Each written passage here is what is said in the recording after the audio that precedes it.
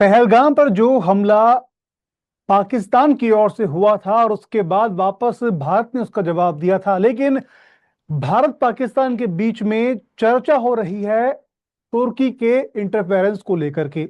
ये इंटरफेरेंस दो देशों के वॉर के बीच तो नहीं था, लेकिन हाँ, वो इंटरफेरेंस का असर भारत पर जरूर हुआ है। वो हम इसलिए बोल रहे हैं क्योंकि तुर्की ने पाकिस्तान को वेपन से सपोर्ट किया था। उसके बाद पाकिस्तान की ओर से लगातार ड्रोन हमले भारत की तरफ किए गए थे।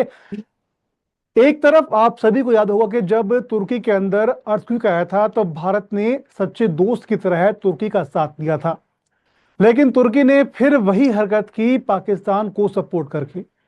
अब जब बात तुर्की के सपोर्ट की है तो लगातार आप ये भी नहीं भूल सकते कि भारत का और भारत के पब्लिक का भी सपोर्ट तुर्की को रहता है। वो ट्रैवल एजेंसी को लेकर के, वहां से ट्रांसपोर्ट चीजों को लेकर के, आयात निर्यात को लेकर के। फिलहाल तुर्की ने जब पाकिस्तान को सपोर्ट किया तो पहलगाम के अंदर जो हमला हुआ उसके बाद ऑपरेशन सिंदूर तो फिलहाल आर्मी ने बंद कर दिया, लेकिन फिलहाल धीरे धीरे ऑपरेशन सिंदूर जारी भी है।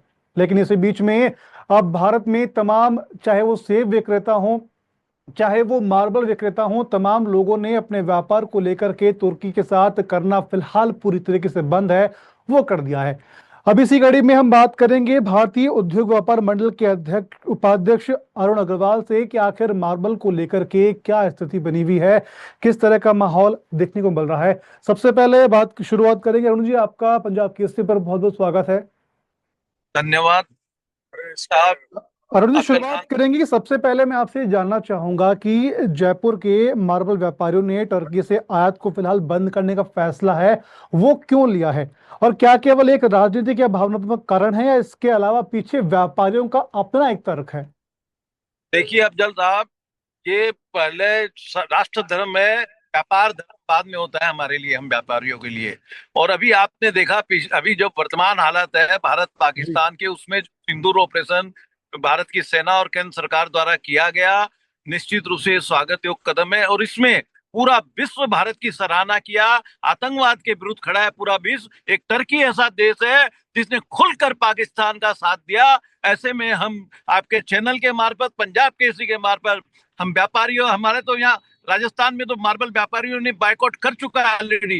किशनगंज मंडी, हमारी उदयपुर मंडी, सब ने कंप्लीट बाइकआउट कर दिया है कि मार्बल का हम टर्की से न तो मंगाएंगे न कोई व्यापार करेंगे। और मार्बल ही क्यों, माइंस, मसाले, मशीनरी, कितने आइटम टर्की से आज व्यापार होता है। ऐसे में निश्चित रूप से हम ये बाइकआउट कर चुके हैं, क्योंकि हमारे लिए। और टूरिज्म, मैं आपके चैनल के मार्फत जनता से भी, भारतीयों की, नागरिकों से अनुरोध करूंगा कि जो टूरिज्म पिछले से टर्की जैसा देश स्पोर्ट बना हुआ था, लोग टर्की जाते थे, मैं सबसे अनुरोध करूंगा भारतीयों से कि वो विश्व में बहुत सी कंट्री, 195 कंट्री है आज के दिन विश्व में, उसमें कई देश ऐसे हैं जहाँ अच्छे टर्की से बढ़िया साधन है, वहां कम से कम जाके और अच्छे तरह से वहां कर सकते हैं, एंजॉय कर सकते हैं, कम पैसे में कर सकते हैं।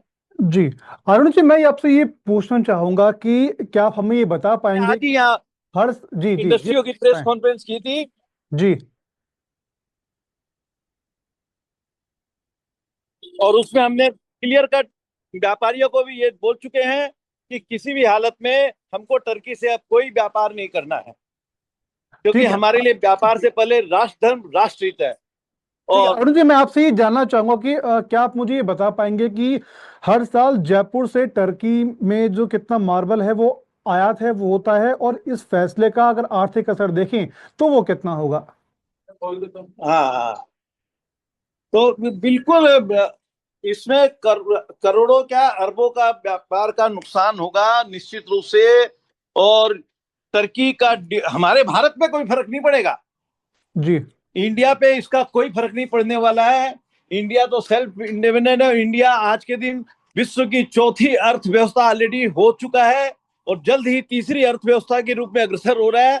यही दुनिया को तकलीफ है कि भारत कैसे ये इतना आगे बढ़ रहा है।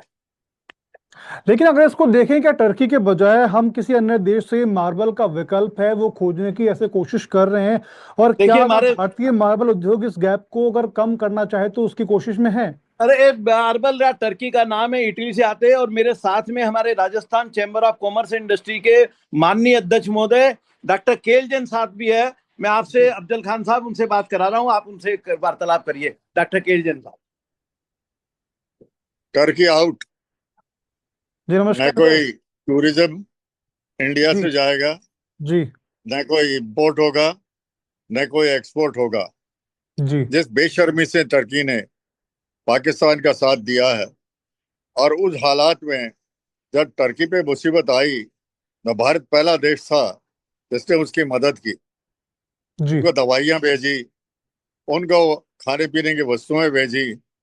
ऐसे दगाबाज दोस्त को हम धिक्कारते। और राजस्थान ही नहीं, पूरा हमारा देश टर्की के इस घटित कृत्य को निंदा जी ही नहीं करता, बल्कि व्यापार हुआ तो बिल्कुल बंद कर दिया है। आशा और विश्वास है कि देशवासी भी, अगर किसी गलतफहमी में भी टर्की जाना पड़ता हो तो नहीं जाए। ये हमारा राजस्थान की ओर से हमारे देश के सभी व्यापारियों को, सैलानियों को ये संदेश है। आशा और विश्वास है कि जी टर्की समझेगा, भारत की शक्ति को समझेगा और अपने आयाम को बदलेगा। भारत के साथ पुनः वही रिश्ता कायम करने की चेष्टा करेगा जो भारत ने उसके साथ सहानुभूति पूर्वक किया था। भूल ठीक है। जाते हैं लोग बाग जी अच्छे जी कर्म को, जी लेकिन मैं बिल्कुल मैं हम आपसे जानना हमेशा, चाहूंगा कि हमारे प्रधानमंत्री जी जी आतंकवाद के खिलाफ हैं, जी मानवता के खिलाफ नहीं। जी बिल्कुल पाकिस्तान से उनको कोई घृणा नहीं है, लेकिन पाकिस्तान के आतंकवादियों को बढ़ावा देने की जो कृत्य है जी उससे, और जिस प्रकार का पहलगाम में इन्होंने जो शर्मनाक हालात किए, उसका जवाब माकूल प्रधानमंत्री जी के नेतृत्व में और सेना के प्रमुख के सहयोग से थल, जल और हवा, तीनों सेनाओं ने मिलकर जो कामयाबी हासिल की है, उसमें विश्व में भारत की शक्ति, आर्थिक शक्ति के साथ साथ जी सैन्य शक्ति का भी एहसास अन्य देशों को कराया है। लेकिन मैं आपसे ये और जानना मुझे चाहूंगा कि कामना ये है, फैसला है क्या पूरे राजस्थान या फिर देश के अन्य मार्बल हब्स तक भी जाएगा, यानी क्या आप इसे एक नेशनल मूवमेंट बनाने की कोशिश में है? निश्चित तौर पर नेशनल मूवमेंट के तौर पर है। जी federation of Indian chamber of commerce, associated chamber of commerce, CII वो भी निश्चित तौर पर इसी प्रकार का बयान जारी करेंगे और कर चुके होंगे, ऐसी मुझे आशा है।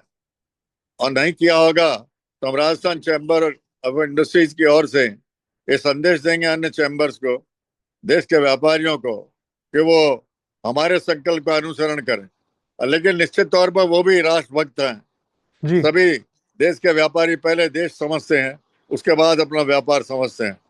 ये भ्रांति है कुछ लोगों की कि व्यापारी व्यापार में ही सीमित है।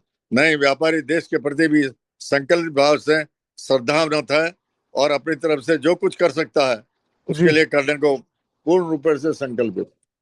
ठीक है। मैं आपसे जानना चाहूंगा कि क्या इस तरह के आर्थिक बायकॉट से क्या हमें यह उम्मीद करनी चाहिए कि आगे चलकर अन्य इंडस्ट्रीज भी टर्की के खिलाफ स्टैंड लेगी, या फिर खुद व्यापारियों को ही इस मामले में अपील करना चाहेंगे? निश्चित तौर पर इंडस्ट्री और व्यापार अलग अलग नहीं है।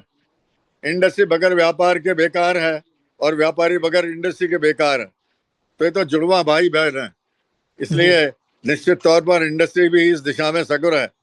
व्यापार तो खाली फिनिश प्रोडक्ट का करते हैं, जी लेकिन जो इंडस्ट्री है वो ब्लॉक मंगाती है, ब्लॉक को प्रोसेस करती है, तो जी इंडस्ट्री भी साथ के साथ जुड़ी हुई है। जी ठीक है। मैं ये जानना चाहूंगा कि अगर हम ये देखें कि आप मुझे क्या ये बता पाएंगे कि हर साल जयपुर से टर्की में कितना मार्बल है उसको आयात है वो किया जाता है? टोटलिटी में अगर जो देखे तो आपने देखा होगा 2.15 बिलियन डॉलर का जी व्यापार इंडिया का और टर्की का था।